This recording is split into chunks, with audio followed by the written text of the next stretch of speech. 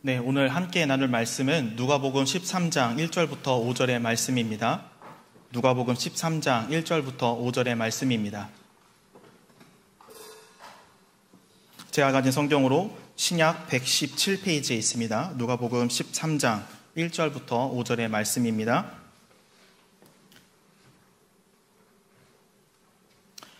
우리 함께 교독하도록 하겠습니다.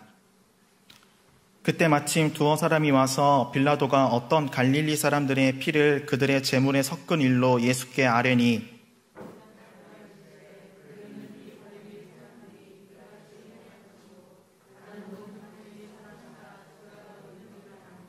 너희에게 이르노니 아니라 너희도 만일 회개하지 아니하면 다 이와 같이 망하리라.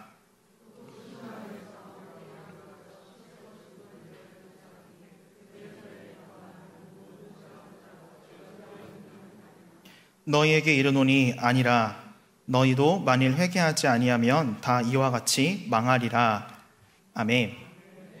아멘.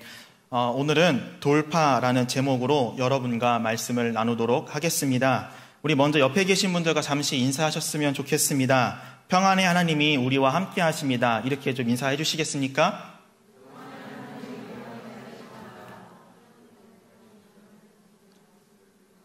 네, 여러분 그렇게 믿으시죠? 좀만 더요. 여러분 그렇게 믿으시죠? 아멘. 네, 우리가 인사한 대로 평안의 하나님이 지금 이곳에 그리고 온라인으로 예배하는 모든 예배 자리에 함께 하시기를 바랍니다. 사실 오늘 설교를 준비하면서 제가 지난 2주 동안 책도 많이 보고 그다음에 말씀도 보고 생각도 많이 하고 그러면서 설교 준비를 했는데 설교 강단에 올라오기까지 참 제가 서론에서 여러분들께 말씀드리고자 하는 그 이야기에 좀 사건 사고들이 좀 많이 있어서 이걸 어떻게 해야 되지? 이걸 좀 서론을 다시 바꿔야 되나? 이런저런 생각이 굉장히 많았어요. 그런데 그때 이런저런 생각을 하고 있는데 제 눈에 보였던 글자가 오늘 설교 제목이었던 돌파였습니다. 그래서 그래, 주신 마음이 있으니까 내가 오늘 이 제목으로 그리고 이 이야기를 여러분들 앞에서 설교를 하겠지라는 생각을 가지고서 이 자리에 섰는데, 다만 제가 여러분들께 말씀드리고자 하는 것은 제가 이 이야기에, 제가 말씀드리고자 하는 이 이야기에 뭐 어떤 동의를 한다거나 그런 것은 아니고요. 단지 이 영상 컨텐츠가 제가 전달하고자 하는 그런 주제와 방향성과 좀 맞는 부분이 있어가지고 그래서 여러분들께서 들으시기에 그 부분을 좀 감안하시면서 좀 들어주셨으면 좋겠습니다. 요즘 유튜브에서는 가짜 사나이 시즌2가 참 많은 인기를 가지고 있습니다. 그래서 그래서 이 가짜 사나이가 뭐냐면 일반인들을 모아놓고서 군 특수부대 훈련을 체험하게 하는 그런 영상인데, 이렇게만 말씀을 드리면 아마 여러분은 예전 MBC에서 방영했던 진짜 사나이를 아마 떠올리실 것 같습니다. 그런데 진짜 사나이와 이 가짜 사나이가 다른 결정적인 그 무언가가 있습니다. 그것이 무엇이냐면 인간개조라는 부분에서 그렇습니다. MBC의 진짜 사나이를 단 한 번이라도 보신 분들은 이 프로그램의 취지가 그냥 군 생활을 체험하고 보여주는 것 정도라는 것을 아실 것입니다. 그런데 유튜브에 공개된 이 가짜 사나이의 취지는 단순히 군 특수부대 훈련을 체험하는 것으로 그치는 것이 아니라 거기서 나의 본성을 발견하고 돌파하게 하는 것으로까지 나아간다라는 것이죠. 그래서 이 가짜 사나이 영상을 처음부터 가만히 살펴보면 교관들이 훈련생들을 강하게 몰아붙이는 그러한 모습을 지켜보실 수가 있습니다. 굳이 욕먹을 일이 아닌데 욕을 한다거나 얼차려를 받을 일이 아닌데 얼차려를 부여한다거나 하는 모습들이 영상에 그대로 노출되어 나타나는 것이죠. 이를 얼핏 보면 저렇게까지 꼭 해야 되나? 라는 그런 생각이 들기도 합니다. 하지만 교관들은 훈련생들에게 일부러 그런 행동을 합니다. 일부러 억울한 상황을 조성하여 훈련생 자신의 한계가 어디까지인지를 스스로 자각하게 만드는 것입니다. 내 본성이 무엇인지 발견하게 하는 것입니다. 그래서 괜한 얼차려를 받는 훈련생들을 계속 의심하게 만듭니다. 왜 내가 얼차려를 받아야 하지? 내가 생각하기에 그렇게 못한 것도 아닌데? 이렇게 의심하기 시작하는 훈련생들은 결국 스스로 훈련을 포기하고 맙니다. 자기 스스로 설정해 놓은 한계선에 다다랐을 때 그것을 조금이라도 더 이겨내 보려고 발버둥을 쳐보지만 결국 언제 끝날지 모르는 훈련 속에 억울한 상황을 계속 맞닥뜨려야 하는 상황 속에서 자신의 한계를 돌파하지 못하고 그 자리에 주저앉고 마는 것이죠. 그런데 바로 이 지점에서 교관들은 훈련생들을 다시 모아놓고 새 훈련을 시작합니다. 이전의 훈련이 훈련생들 스스로가 훈련을 포기하게 하려는 목적이 있었다면 이후의 훈련에선 훈련생들이 반드시 자신의 한계를 극복하도록 만들려는 목적을 가지고 하는 것입니다. 이때는 훈련생들의 태도도 많이 바뀝니다. 자신의 한치의 실수가 동료의 부상으로까지 이어질 수 있다는 것을 알기에 최대한 진지하게 그리고 최선을 다해서 임합니다. 이전만큼의 한계를 경험하지는 않지만 자신의 한계가 어디까지였는지를 깨달은 훈련생들은 지금 자신에게 주어진 과업을 성실하게 수행하면서 자신의 한계 돌파를 위해 최선을 다하더라라는 것입니다. 마침내 훈련이 끝났을 때 그들은 한계의 상황 속에서 반드시 지켜야 할 그리고 돌파해야 할 희망을 발견했습니다. 그리고 그들은 그것을 붙잡기 위해 지금을 최선을 다해 살아갑니다. 한계 상황 속에서 자신이 보였던 그런 포기하는 모습, 즉 못난 모습, 나약한 모습을 다시 보지 않기 위해 더 노력하게 되는 것이죠.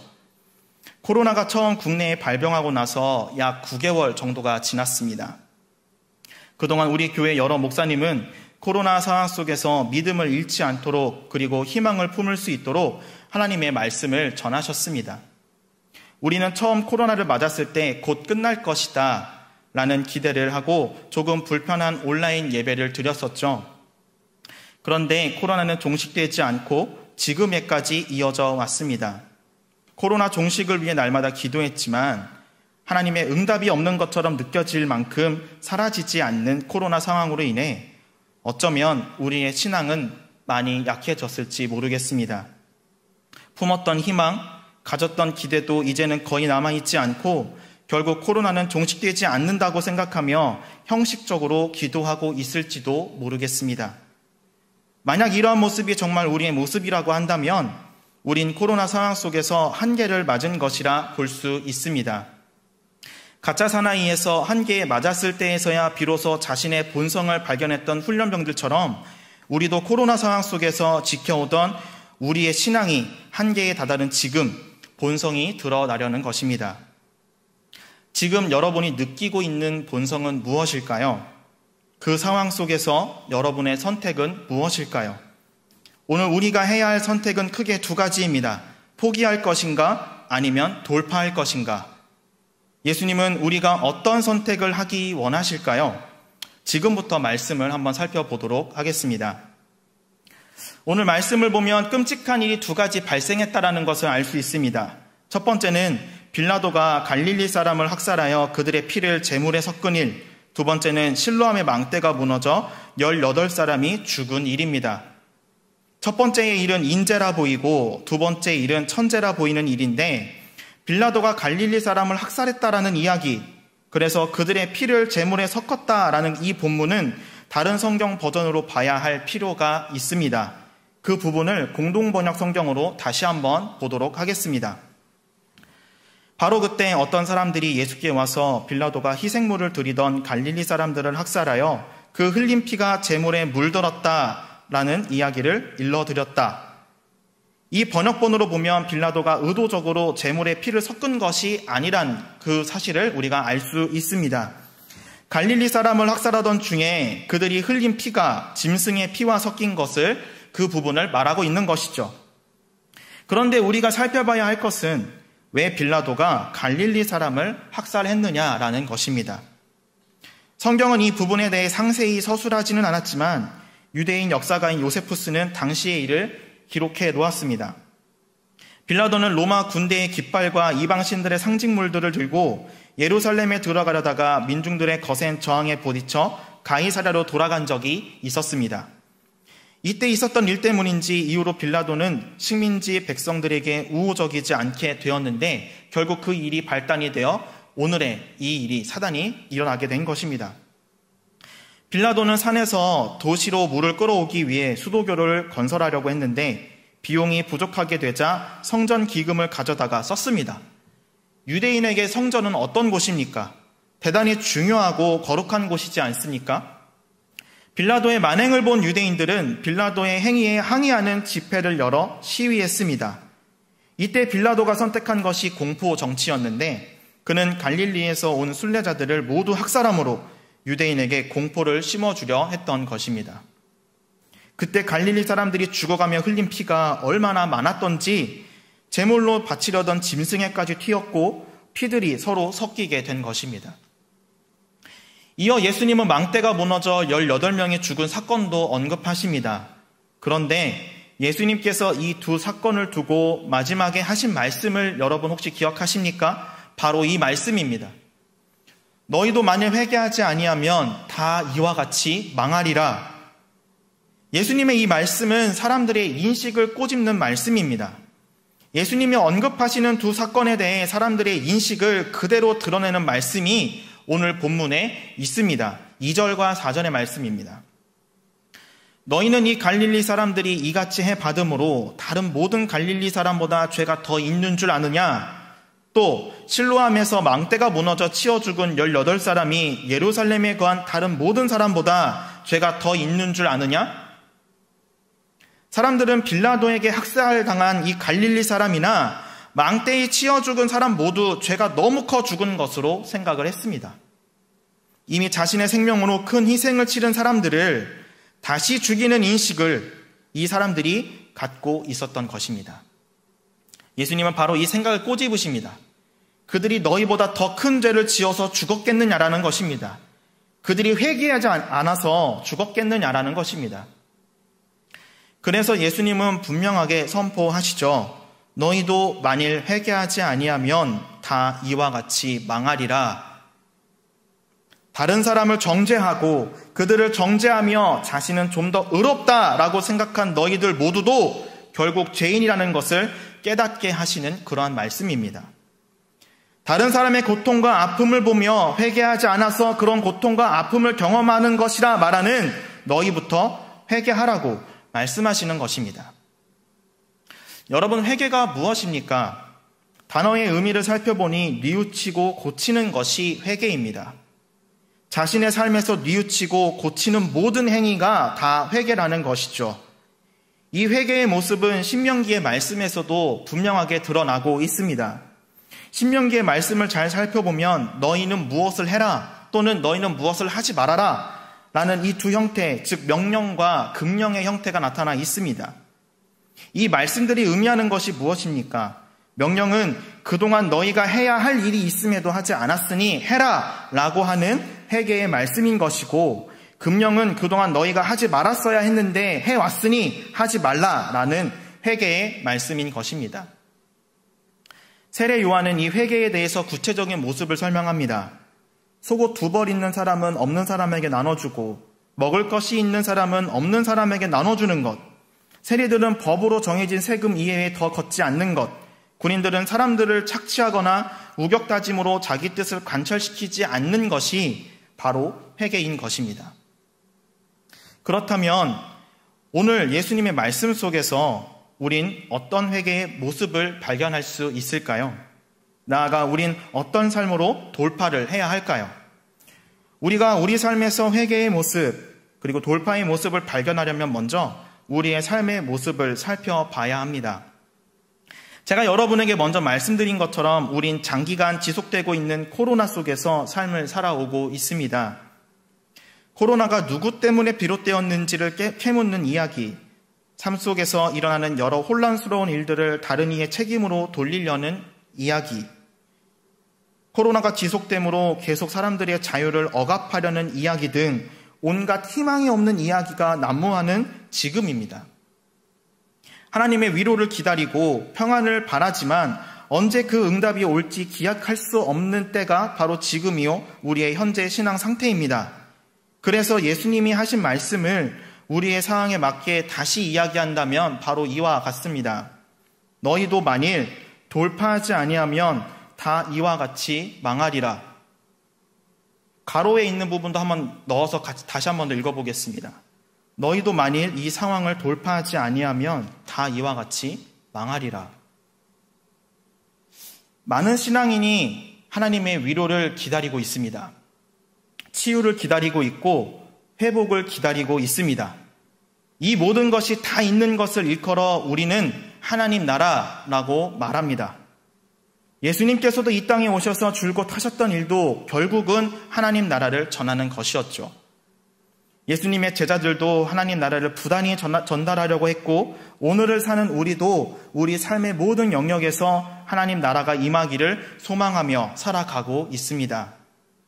그러나 우리 삶 주변을 잠시 돌아보면 온갖 부정한 것, 부패한 것, 불의한 것 천지입니다. 사회에선 소망의 메시지가 끊긴 지 이미 오래입니다.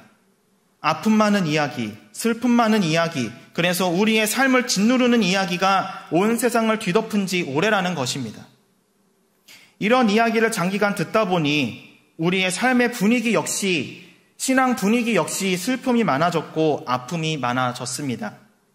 희망의 끈도 서서히 놓기 시작했고 하나님의 도움 역시 이제는 형식적으로 구하게 되었을지 모르겠습니다.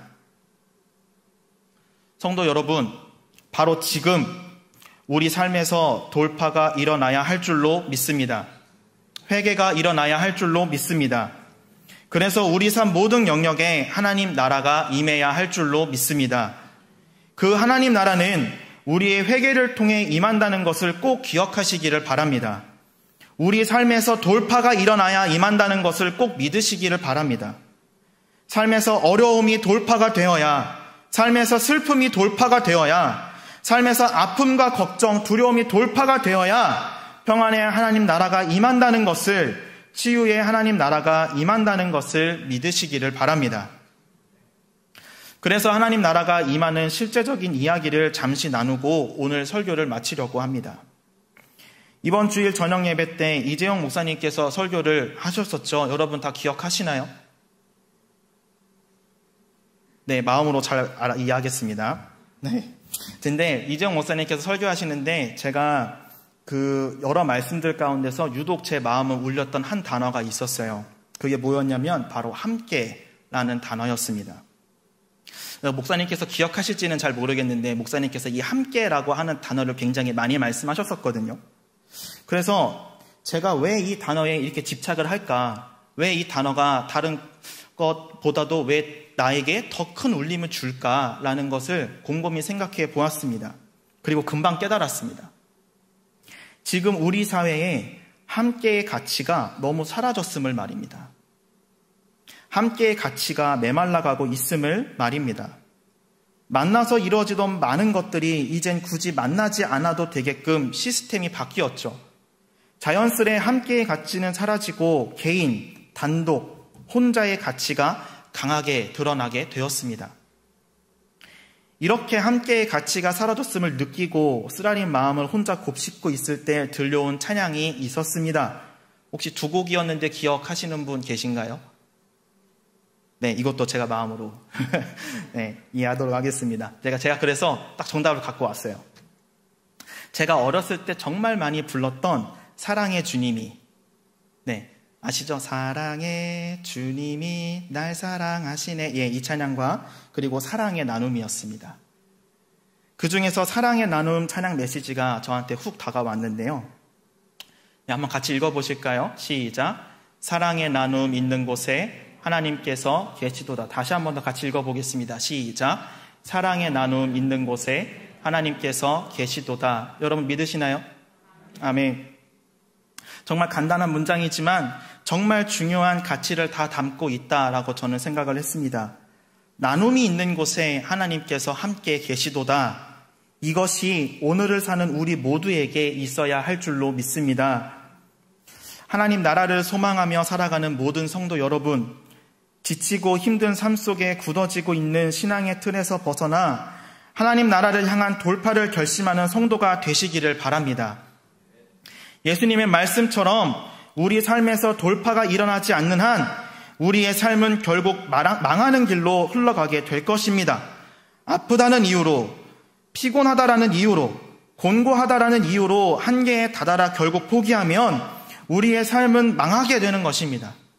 그래서 우린 오늘 예수님의 말씀을 귀담아 들어야 합니다. 회개하라는 말씀을 마음에 새겨야 하는 것입니다. 이미 설명드린 것처럼 우린 함께보단 혼자가 아주 익숙한 그러한 시대를 살아가고 있습니다. 하지만 하나님 나라는 결코 혼자인 상태에선 임하지 않습니다.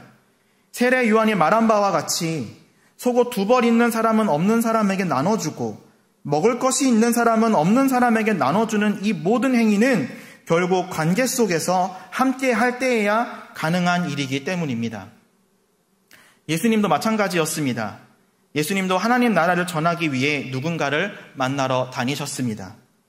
만나서 하나님 나라를 전달해 주셨습니다. 우리 주변에도 하나님 나라가 필요한 사람이 많이 있습니다. 나부터도 이미 하나님 나라가 필요한 존재일 수 있겠습니다. 코로나 이후로 함께의 가치가 많이 사라진 지금 우린 혼자의 가치를 돌파하여 다시 함께의 가치를 회복해야 함을 믿으시기 바랍니다.